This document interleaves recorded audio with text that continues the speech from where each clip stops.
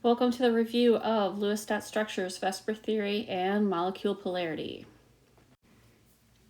In first year chemistry, when we drew a Lewis dot structure for a molecule, we used what was called the localized electron model, although we never called it that.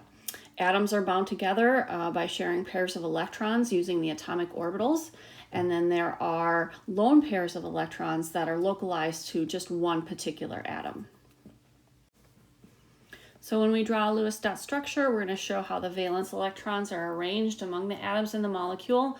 We'd like all the atoms to achieve a noble gas electron configuration, so have their s orbitals and their p orbitals filled with electrons. That gives us 8, and we call that the octet rule. This will be true for most atoms.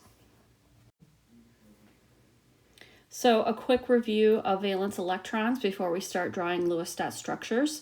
In the S block and the P block, these are our main group elements. They are groups 1A through 8A, labeled there. They have 1 through 8 valence electrons, except for helium, of course, which has only 2.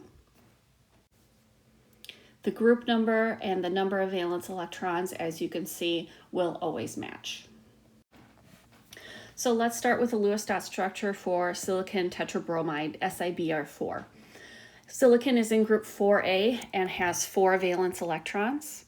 Bromine is in group 7A and has 7 valence electrons, and there are 4 of those bromine atoms. If we add that together, it is 32.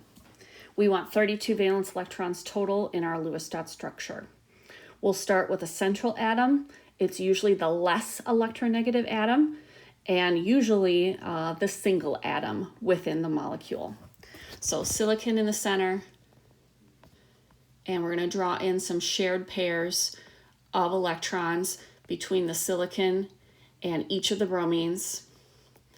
You can see now silicon has access to 8 electrons if a dash represents a pair of shared electrons. The bromines also need 8 electrons. They're going to get 3 lone pairs each. So there's a total of 8 on each bromine.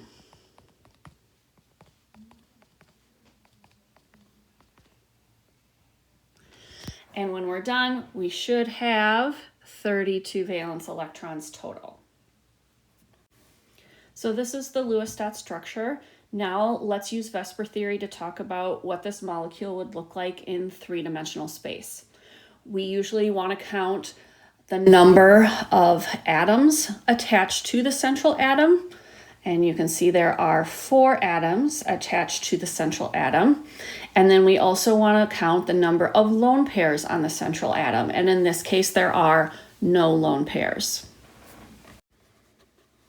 So here, look for the sum of the total number of attachments and lone pairs on the central atom. In the SiBr4, we saw 4 atoms attached and no lone pairs on the central atom. So we look at the number 4 here. The name of this geometry is tetrahedral, and each geometry has 1 or more possible shapes. And in this case, there are 3 shapes for the tetrahedral geometry. There is also a shape called tetrahedral that has no lone pairs on the central atom. When there's 1 pair on the central atom, that's called pyramidal, and 2 pairs, that's called bent or angular. So in the case of the SiBr4, we would say tetrahedral geometry and tetrahedral shape with a 109.5 degree bond angle in between each of the atoms. There are 2 other geometries shown here, linear and trigonal planar. Each of them has, again, 1 or more possible shapes. For the linear geometry, the only possible shape is linear. And for the trigonal planar geometry, we have a shape also called trigonal planar and another shape called bent or angular. We have a couple more geometries to review on the next slide, but first let's talk about molecule polarity. We'd like to have a molecule with 2 oppositely charged ends to be considered polar, so a negative end and a positive end. And we will get that when we have lone pairs on the central atom.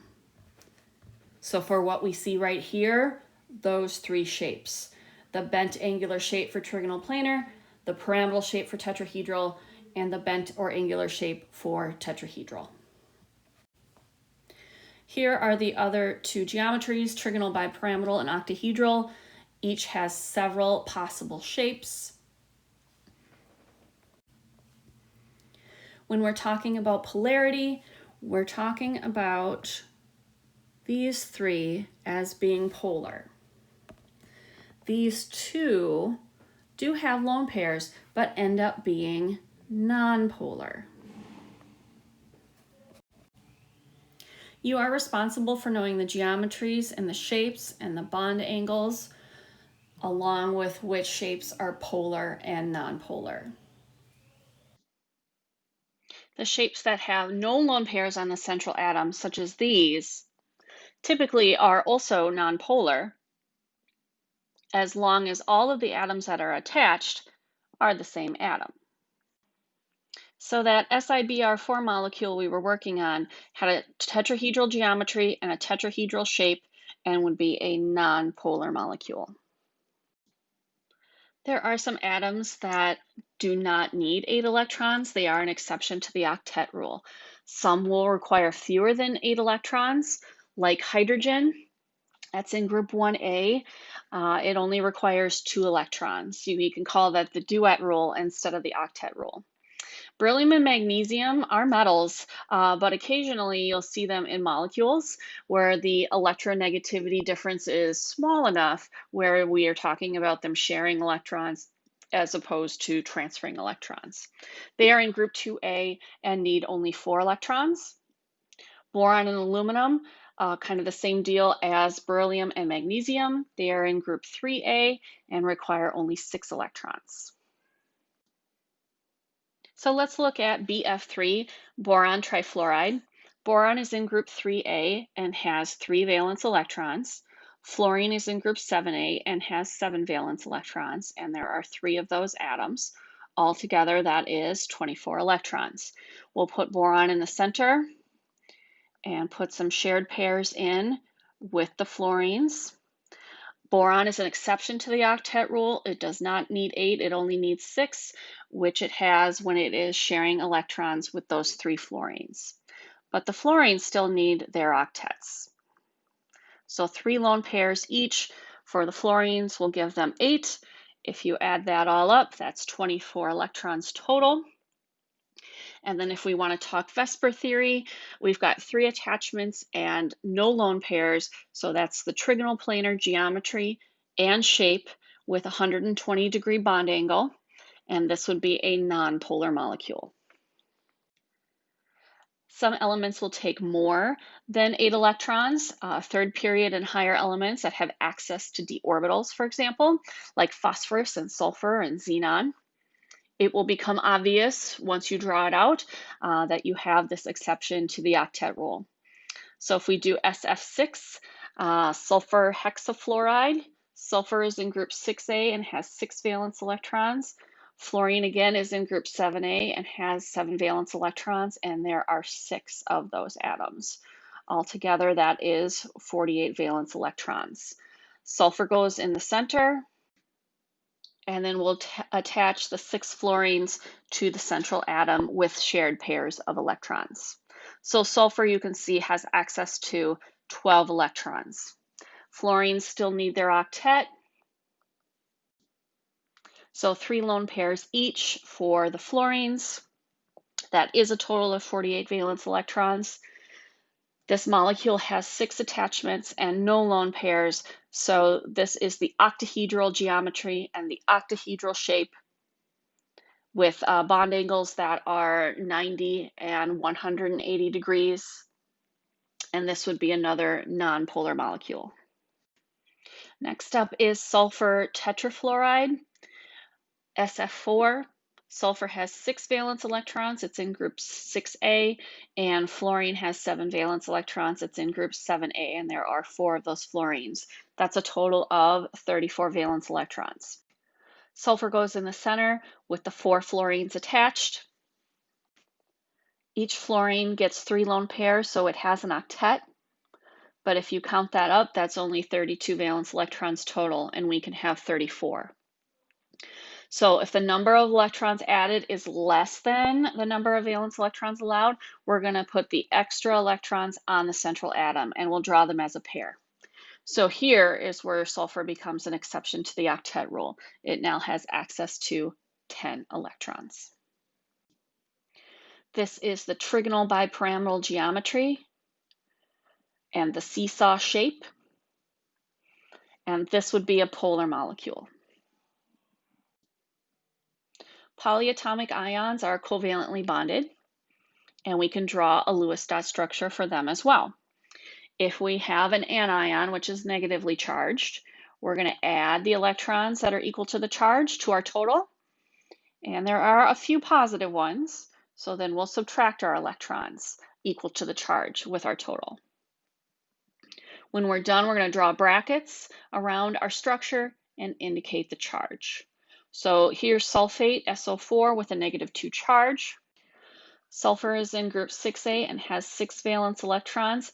Oxygen is also in group 6A and has 6 valence electrons, and there are 4 oxygens. With a -2 charge, we're going to add 2 electrons to our total, and that brings us up to 32. Sulfur goes in the center with the 4 oxygens attached, and then we need 3 lone pairs each on the oxygens. That's 32 electrons, and then the final step is to draw a set of brackets around the structure and indicate the charge. This would be a tetrahedral geometry and a tetrahedral shape with 4 attachments on the central atom and no lone pairs. So far, we've been drawing Lewis dot structures where only 1 pair of electrons is shared between 2 atoms. However, they can share 2 or 3 pairs of electrons. We call these double bonds and triple bonds. The elements that are most often involved with multiple bonding are cons: carbon, oxygen, nitrogen, and sulfur. So to determine if we're going to put a multiple bond in, we're going to draw our Lewis dot structure out. And if we have too many electrons, then we know we need to put in at least 1 multiple bond. So for example, nitrogen, N2, that's in group 5A, 5 valence electrons times 2 is 10 electrons. Give everything its octet as if you normally would with 1 pair of shared electrons. And if you count that up, that is 14 electrons. That's too many. So we're going to put in a multiple bond. We'll take 1 pair off of each atom and put a shared pair in instead. This would now be a double bond between the nitrogen atoms. However, this is still 12 electrons. This is too many, and so we'll do this again. Take 1 pair off of each atom and put a shared pair in instead. So if I redraw it, it looks like this. Everything has an octet, and we have 10 electrons. Next up is ozone, that's O3. Oxygen is in group 6A and has 6 valence electrons. Times 3 is 18 electrons total. We're going to draw this still with a central atom. We'll give everything its octet, but if you count it up, that is 20 electrons. That is too many. So take 1 pair off of the central atom and 1 pair off of either of the other oxygens. So I'm going to do this one, and I'll put my double bond in there. Everything still has an octet, and now I have 18 electrons. This ozone would have a trigonal planar geometry and a bent or angular shape. And because of that lone pair on the central atom, we would have a polar molecule. When I drew that ozone structure, I could just as easily have put the double bond on the right side instead of the left side. And so when that happens, we say the molecule has a resonance structure. Here are the 2 resonance structures for ozone. One where the double bond is on the left, and one where the double bond is on the right. We draw a double-headed arrow in between to show that they are resonance structures. The final one here is SO2, sulfur dioxide. Sulfur is in group 6A and has 6 valence electrons. Oxygen is also in group 6A and has 6 valence electrons, and then times 2. So that's 18 valence electrons total. Sulfur dioxide also has 2 resonance structures, one where you can put the double bond on the left and one where you can put the double bond on the right. This would be a trigonal planar geometry and a bent or angular shape and would be a polar molecule. So now hopefully you remember how to draw Lewis dot structures, how to determine the geometry and shape, and how to determine if a molecule is polar or nonpolar.